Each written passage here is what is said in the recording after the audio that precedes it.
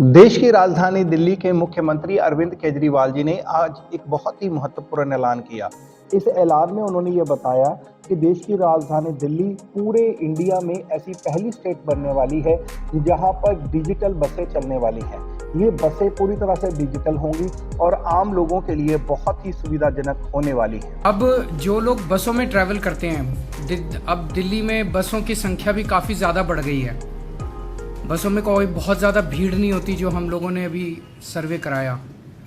लेकिन फिर भी एक लोगों के दिमाग में वो है कि बसों में आप देखेंगे अक्सर केवल लोअर मिडिल क्लास या लोअर क्लास के लोग, इकोनॉमिक क्लास के लोग ट्रैवल करते हैं। तो मिडिल क्लास और अपर मिडिल क्लास को भी अपनी अपनी गाड़ियां छोड़ के बसों में ट्रैवल करने के एनकरेज करने के लिए ये स्कीम लाई जा रही है, जिसके तहत प्रीमियम बसेस, लग्जरी बसेस, उनके एग्रीगेटर्स को लाइसेंस दिए जाएंगे, ताकि एक लाइसेंस होल्डर कम से कम 25 लग्जरी बसेस लेके आएगा और वो लग्जरी बसेस दिल्ली की सड़कों पे चलेंगी।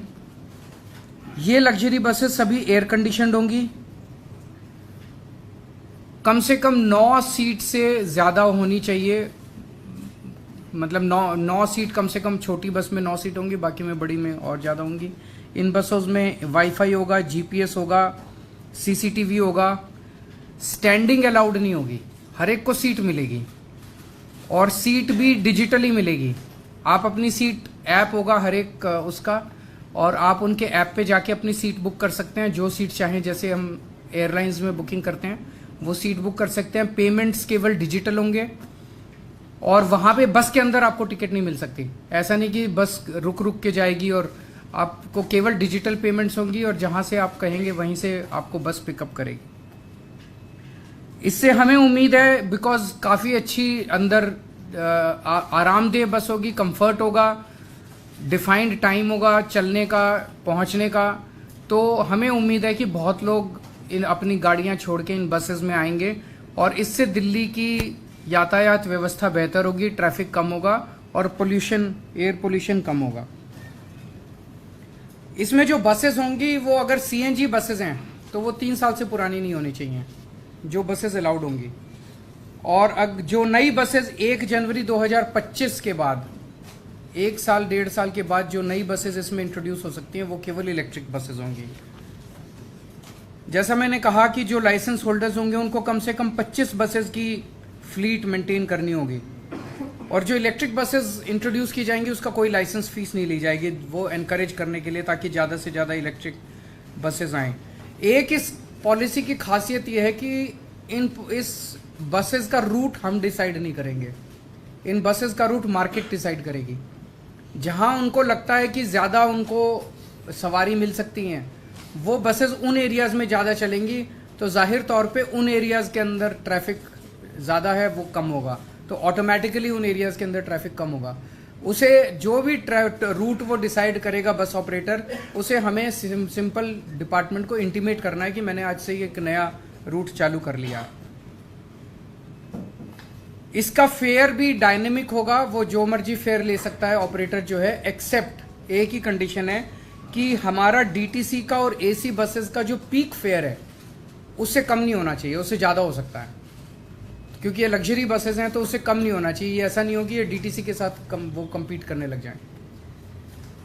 तो मोटे मोटे तौर पे ये पॉलिसी है, लेकिन मैं थोड़ा सा आप लोगों की जानकारी के लिए बता दूं कि कितनी मशक्क़त की है इस पॉलिसी को लाने के लिए। 2016 में ये सिलसिला चालू हुआ और 2016 से 2021 के बीच में, मई 2016 में प्रीमियम बस स्कीम को लाने को दिल्ली सरकार ने अप्रूवल दे दी, लेकिन उस वक्त के जो एलजी साहब हैं, नजीब जग साहब, उन्होंने इस स्कीम को अप्रूव करने से मना कर दिया।